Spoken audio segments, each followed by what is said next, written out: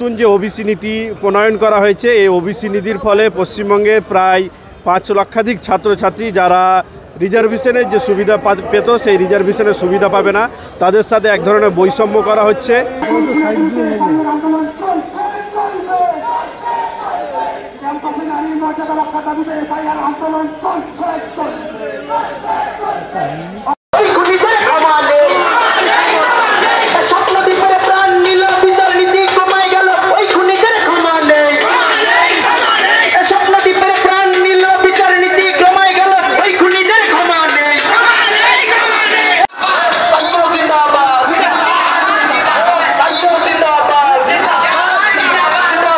আজ student Islamic organization of India অর্থাৎ এসআইওর পক্ষ থেকে বিধানসভা অভিযানে ডাক দেওয়া হয়েছে। আমরা মূলত সারা রাজ্য জুড়ে 15 দফা দাবিতে আন্দোলন করছি, যার অংশ হিসাবে আজকে আমরা সেই 15 দফা দাবি মমতা বন্দ্যোপাধ্যায়ের কাছে তুলে দেব। আমরা লক্ষ্য করছি নতুন যে ওবিসি নীতি প্রণয়ন করা হয়েছে, এই ওবিসি নীতির ফলে পশ্চিমবঙ্গে প্রায় 5 লক্ষাধিক ছাত্রছাত্রী যারা রিজার্ভেশনের যে সুবিধা পেত সেই রিজার্ভেশনের সুবিধা পাবে না, তাদের সাথে এক ধরনের বৈষম্য করা হচ্ছে। তাই আমরা মনে করি পূর্বের যে ওবিসি নীতি ছিল সেই ওবিসি নীতি ফিরিয়ে দিতে হবে।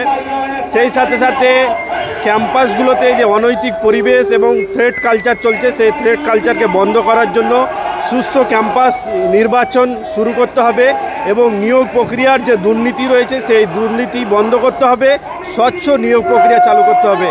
আমরা লক্ষ্য করছি পশ্চিমবঙ্গে প্রায় 5000 প্রাইমারি স্কুল রয়েছে, যে 5000 প্রাইমারি স্কুলগুলোতে মাত্র একজন শিক্ষক আছে, যার ফলে একদিকে যেমন বেকারত্ব বাড়ছে তেমনি স্কুলে পড়াশোনা বাচ্চারা ঠিকঠাকভাবে পাচ্ছে না। তাই সমস্ত নিয়োগ প্রক্রিয়া যাতে দ্রুত সুন্দরভাবে হয় তার জন্য আমরা আজকে এই আন্দোলনের ডাক দিয়েছি। এর আগে 15বার দাবি নিয়েছেন, দাবি করেছেন, কোনো আশ্বাস পেয়েছিলেন বা কোনো রকম পূর্ণ হয়েছে আপনাদের দাবিগুলো?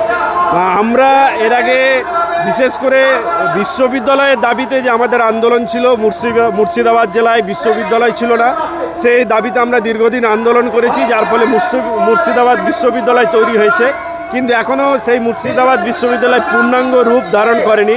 একটা বিশ্ববিদ্যালয়ের জন্য যে পরিকাঠামো দরকার, যে শিক্ষক দরকার, যে শিক্ষা প্রতিষ্ঠানে যে স্ট্রাকচার হওয়া দরকার, সেই শিক্ষা প্রতিষ্ঠানে স্ট্রাকচার নেই। আমরা মুর্শিদাবাদ বিশ্ববিদ্যালয় সহ সমস্ত বিশ্ববিদ্যালয়ের সুষ্ঠু পরিকাঠামো আমরা চাই আন্দোলনের মাধ্যমে।